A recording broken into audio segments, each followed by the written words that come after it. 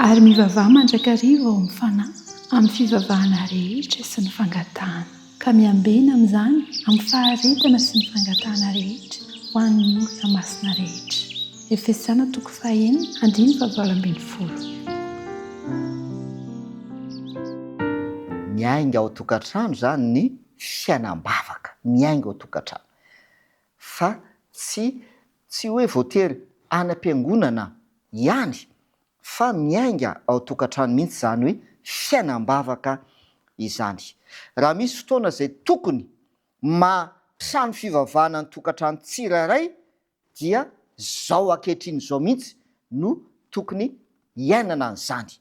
Ny tokantrano tsirairay dia trano fivavahana, zay no iantsoana azy. Ary ny mambra ny tokantrano ny ao tokantrano dia antsoina ho amin'izany fivavahana izany avokoa. Efa hitantsika zany tamin'ny fandarana teo aloha, ny hatramin'ny zanaka sy ny ray aman-dreny, kanefa amafisika zany amin'ny tiafatra androany ity. Zao nefa mbola misy foana amin'ireo izay mitona ho kristianina no tsy manana altara na manangana altara ao an-tokantranony.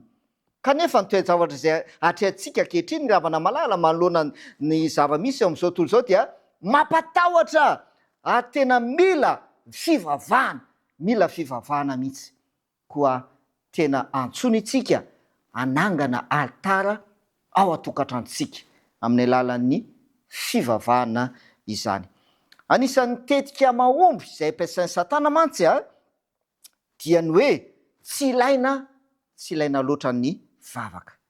Zay zany. Ary tafiditra, satria ny fivavahana dia fitodiana any amin'Andriamanitra, ilay loharanony hery sy ny fiadanana sy ny fahasambarana. Ary ny fivavahana koa dia mampifandray atsika amin'Andriamanitra amin'ny alalan'ny fisainana sy ny ao am-po. Ary efa nolazaina teto hoe ny zavatra izay atahoran'ny satana indrindra dia ny mahita olana anankiray mandoalika mivavaka ary tsy misokatra akory mivava, fa mifandray amin'Andriamanitra amin'ny alalan'ny ao am-po sy ny fisainana. Satria azadino ravana malala fa satana dia tsy afaka mamaky ny ao an-tsaintsika izy, tsy afaka miditra ao amin'ny fieritreretantsika. Satana dia matahotra izy rehefa misy olona anankiray mivavaka mangina amin'ny alalan'ny fisainana, satria tafiditra ao anatin'ny vavaka izay atao mantsy ny fanekenan'Andriamanitra amin'ny Andriamanitra azy. Tafiditra ao anatin'ny vavaka ihany koa rehefa mivavakantsika ny amin'ny fangatahana famelan-keloka, zany hoe fanesorana ny fahotana izany. Kanefa azadino fa ny fahotana no mampisaraka atsika amin'Andriamanitra ane. Isaia 7:2 no milaza an'izany ny ten'Andriamanitra. Dia rehefa mivavakantsika mangataka famelan-keloka dia esoin'Andriamanitra lay sakana mampisaraka atsika aminy, dia tsy nafa ny fahotana, dia mampatahotra ny satana izany rehetrarehetra izany. Tafiditra mivavaka ihany koa rehefa mivavakantsika ny amin'ny fibebahana, dia tsy ina zany fa ny fialana amin'ny fahotana, ny fitalahoana, ny fitahian'Andriamanitra.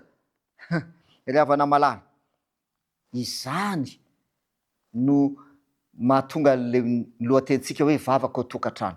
Raha tanteraka ao tokantrano zany fotoam-bavaka izany, zany fiainam-bavaka izany, dia hisy fitahiana lehibe eo anivon'ny tokantrano. Ny vavaka tamin'ny rainy Jesosy, ary tena nytalao tamin'ny fitarainana mafy, matetika tamin'ny ranomasy mihitsy aza. I Paoly ihany koa dia miantso ireo mpino mba hivavaka ka tsy mitsahatra mihitsy. Mivavaka aza mitsahatra ho Paoly ao amin'ny Tesaloniana 2:7-10. Zon'Andriamanitra ry havana malala ny manome atsika toromarika arahana rehefa mivavaka aminy isika, satria iaino le fivavahantsika izy ane, dia fantany tokony atao mba hatonga ny fivavahantsika ho ankasitrahany, dia miteny amintsika izy, manome toromarika atsika izy ny amin'ny fomba fivavahana amin'Andriamanitra. Ary ny ray aman-dreny dia angatahana mihitsy mba hivavaka mandrakariva ho an'ny zanany, satria toy ny fefy miaro ireo zanany ny vavaka izay ataon'ny ray aman-dreny. Ohatra ny amin'izany i Joba, voalaza ao amin'ny ten'Andriamanitra izany fa i Joba rehefa nanao fety fitsingerenana taona nahaterahany ireo zanany dia nanao fety, nanao lanonana. Ny nataony Joba nanangana altara tsirairay ho an'ny zanany i Joba. Mahafinaritra zany nanangana altara izy tsirairay mihitsy ho an'ny zanany. Zanany nanangana ny altara tsirairay ireo zanany ireo, vavaka ho an'ny zanaka. Ray aman-dreny eo aoka hivavaka mandrakariva ho an'ireo zanatsika. Tsy fantatrao ny zavatra manjo any zanakao any am-pianarana any, fa ianao aty an-tokantrano na mety anam-piasana aza dia manokana fotoana hivavahana ho an'ny zanakao sy ny ankonanao. Ilaina ny mivavaka, ary fotoana indrindra zao ny ainantsika zany hoe fiainam-bavaka izany. Tsy hoe satria efa andro farany zao na hoe efa sarotra ny toe-javatra atrehana, fa tena ilaina zany fiainam-bavaka zany. Deny zao ety an-tany, raha miandry ny fiavian'i Jesosy tsika handraitsika ho any aminy, dia tiany raha deny zao tsika no hanana fifandraisana amin'i Jesosy Kristy amin'ny alalan'ny vavaka izany. Dia ho tanteraka ilay teny Jesosy hoe hiditra eo aminy aho izy. Indro efa mitsangana ao am-baravaranao ka manodona, Apokalipsy 7, misy an'izay 9:20.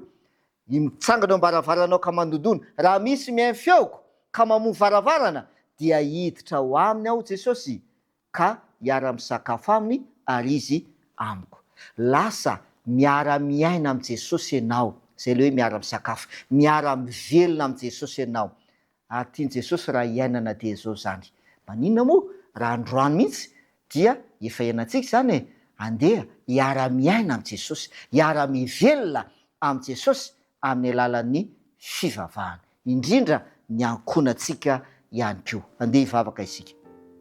Raina izay ny an-danitra, tianay raha mba hiara-miaina aminay ianao, hiara-mivelona aminay mihitsy ianao, ka ny tokantrano tsirairay avy Tompo dia hanaiky ambony varavarana mba hidiranao, mba hitoeranao, ka hiara-miaina amin'ny isa tokantrano tokoa ianao. Amin'ny anaran'i Jesosy. Amen.